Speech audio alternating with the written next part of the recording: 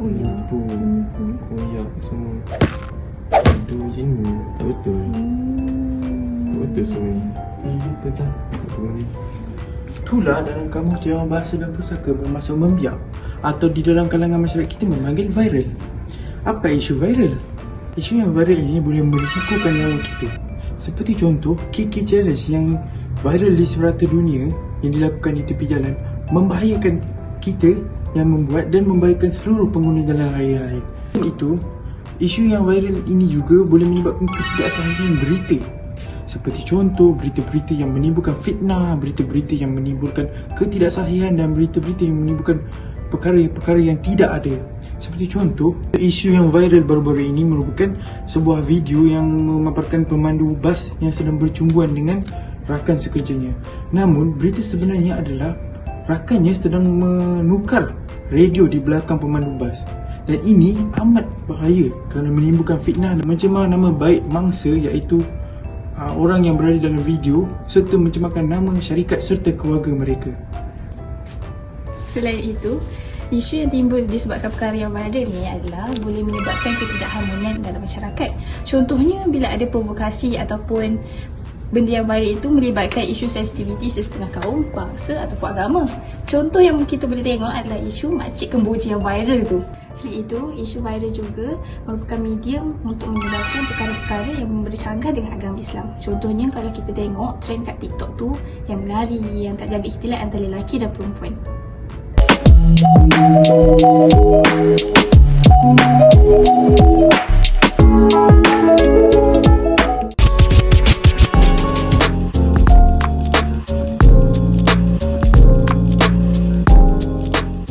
Hai guys, kembali kita ke dalam rancangan Fenomena Viral di Malaysia. Pada hari ini saya berada di apa saya nak? Kita akan membicarakan tentang faktor-faktor kenapa berlakunya fenomena viral ni. So, kita akan interview beberapa student fakulti undang-undang. Kita nak pastikan sama ada mereka tahu ke tak apakah itu faktor-faktor fenomena viral. Apa tak tahu? Saya yakin dia budak undang-undang. Saya nampak dah gaya dia.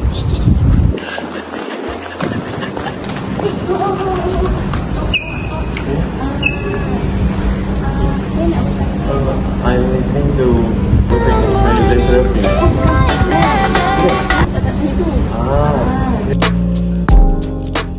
Faktor-faktor fenomena viral di Malaysia. Jadi kita tahu faktor-faktor itu merupakan sebab. So kalau saya boleh senaraikan beberapa faktor. So bagi saya antaranya sebab keunikan kandungan dia, sebab respon yang emosional dan kelajuan dia punya penyebaran serta interaksi antara masyarakat itu sendiri. So sebagai contoh lah macam keunikan kandungan. Untuk sesuatu kandungan yang mempunyai unsur kreativiti yang luar biasa dapat menarik perhatian netizen untuk komen-komen dalam video tersebut. Saya tak awak ceritakan saya contoh yang berlaku sendirilah tentang fenomena viral.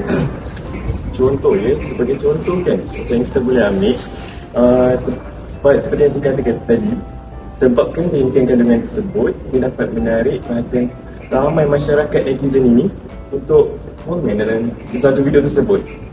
Itu je. Baru saja yang pertama. Bagi saya ada beberapa lagi faktor yang boleh saya tambah. Yang kedua sebab respon emosional itu. Respon emosional bagi saya merupakan pendorong utama lah yang membuatkan isu-isu viral ni boleh tersebar. Respon emosional? Patut tanya. Respon emosional. Bagi saya, respon emosional itu bermaksud sesuatu yang boleh membangkitkan emosi kita. Sebagai contoh, video yang mempunyai humor kelakar atau kemarahan, kecurigaan, benda-benda itu dia dapat membangkitkan Respon emosional? Ya, dia membangkitkan daya tarikan untuk orang melihat konten-konten tersebut. Saya rasa saya boleh tambah lagi satu je sebab saya ada kelas tadi tu. Oh my god. Ya. Okey. Untuk isu-isu yang viral ni, dia membangkitkan isu tentang kelajuan penyebaran tersebut. Antara faktor kelajuan penyebaran itu boleh berlaku sebab seperti yang kita tahu, Gen Z semua mempunyai gadget-gadget yang tersendiri, handphone.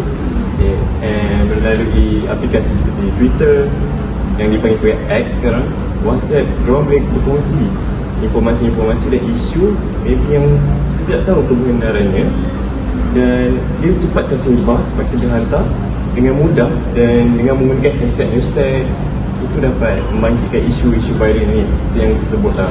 Okay. So bagi saya lah kan, saya ada satu pantun Aubrey bahasa. Wah, menarik. Okay. Bila rumah terbakar, kita boleh nampak asapnya. Bila hati terbakar, siapa yang tahu?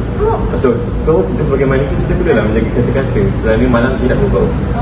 Saya tengok dah undang-undang kan? Ya, saya undang-undang SEM yang terakhir, SEM 8.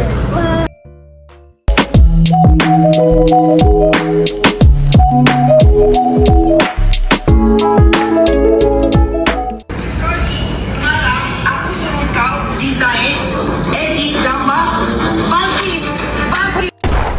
Apa masalah macam kemboja ni? Korang. Apa dah dia ni sibuk-sibuk maki-maki ni? Tak betul lah dia ni. Teruklah cara dia. Ramainya viewers dia. Apa yang korang maki-maki?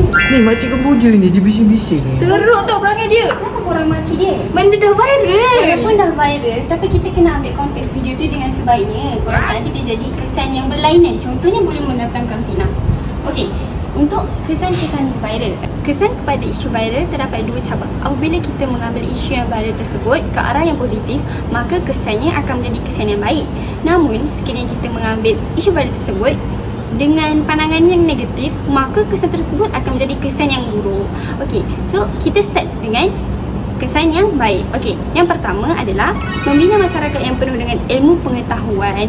Mengapa? Kenapa? Okey, sebab waktu zaman sekarang kita ada X, kita ada WhatsApp, kita ada Instagram, kita ada TikTok. TikTok adalah antara platform terbesar sekarang untuk memberi informasi ataupun benda-benda viral, trending dekat Malaysia ni kan. Okey, so melalui daripada aplikasi tersebut, maklumat dapat disampaikan dengan laju dan dengan mudah kepada masyarakat pada zaman kini tanpa mengira agama, bangsa, keturunan dan juga umur. Okey, sebagai contoh, okey, korang ingat tak waktu permulaan isu Palestin yang mana waktu awal dulu rakyat-rakyat di negara barat sokong kepada orang yang berada di Israel. Namun disebabkan betapa lautnya suara orang-orang Muslim, betapa lautnya suara-suara orang-orang yang berada di Gaza, jurnalis di sana, mereka menyampaikan berita yang menunjukkan kebenaran tentang isu Palestin dan Israel, maka perkara tersebut telah pun menjadi viral dan telah pun membuka pandangan mata orang barat untuk berpihak kepada Palestin. Kesan baik yang kedua pula adalah melahirkan umat yang sentiasa bertolak ansur dan memberi kerjasama. Mengapa? Kerana apabila maklumat mudah untuk disampaikan, sekiranya perkara tersebut memerlukan bantuan daripada orang ramai, maka orang ramai akan segera. Contohnya waktu sekarang, banyak donation yang diorang buka. Contohnya juga sewaktu isu Uyghur. Okey, sewaktu isu tersebut, yang mana sebelum ni media di China telah pun menutup isu tersebut. Namun apabila adanya segelintir pihak yang memviralkan isu tersebut, diorang telah pun membuka dana. Okey, dengan adanya dana ni kita dapat lihat yang mana adanya isu tolak ansur, adanya isu bekerjasama. Rakyat-rakyat di Malaysia telah pun memberi dana kepada masyarakat di sana supaya dapat membela nasib mereka. Seterusnya, kita beralih pula kepada kesan buruk isu viral. Okey, so yang pertama, ia dapat memburukkan mencemarkan sesama umat Islam. Mengapa? Kerana kita sebagai umat Islam, kita ada tanggungjawab kita terhadap diri kita sendiri dan juga terhadap masyarakat. Apabila kita tidak menjaga lidah kita tak menjaga pandangan kita, maksudnya kita tidaklah bertanggungjawab terhadap kita punya amanah tersebut, amanah yang telah pun diberi. Contohnya macam kita boleh tengok dalam kes trend viral membuka tudung antara kalangan artis, yang mana netizen bukanlah memberi komen untuk menasihati para selebriti tersebut, namun mereka more tu mengkecam. Sedangkan perkara tersebut bukanlah perkara yang bagus. Contohnya saya kecam awak nak terima ke kecaman saya? Mestilah tak. Saya akan terima nasihat orang. Dan buruk yang kedua pula adalah meruntuhkan iman orang yang telah pun dizalimi. Contoh yang saya dah beri tadi, selebriti-selebriti yang dikecam kerana mereka membuka tudung ataupun kerana fashion mereka yang berlebihan, menyebabkan mereka rasa netizen ni membelakangi mereka. So tak ada orang dekat sekeliling diorang. Hal ini akan menyebabkan diorang lagi cenderung ke arah keburukan. Sebab apa? Sebab diorang tak menerima apa-apa nasihat daripada orang lain. So diorang rasa macam tak ada orang di sisi diorang. Jadi kita perlulah menjalankan tanggungjawab kita sebagai seorang Muslim yang baik. Kan ada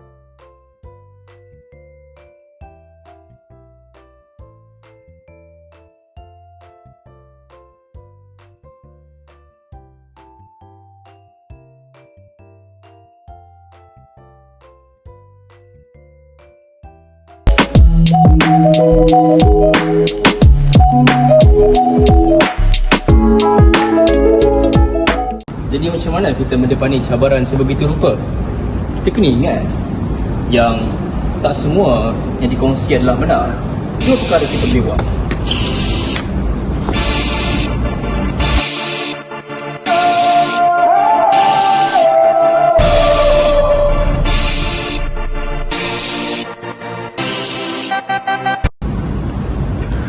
Yang pertama, kita kena ingat, kita jangan kongsi suka hati. Sedangkan berita boleh salah, apatah lagi orang-orang yang tidak ada kelayakan, yang tidak ada kajian, mesti boleh salah juga. Yang kedua, kita sendiri jangan sentiasa percaya semua benda. Setiap perkara yang kita baca, sebabkan kita lihat mungkin benar, mungkin tidak, mungkin macam benar tapi kita tak tahu konteks. Oleh itu, dengan dua langkah ini kita dapat mendepani cabaran sebegitu rupa. Bye-bye.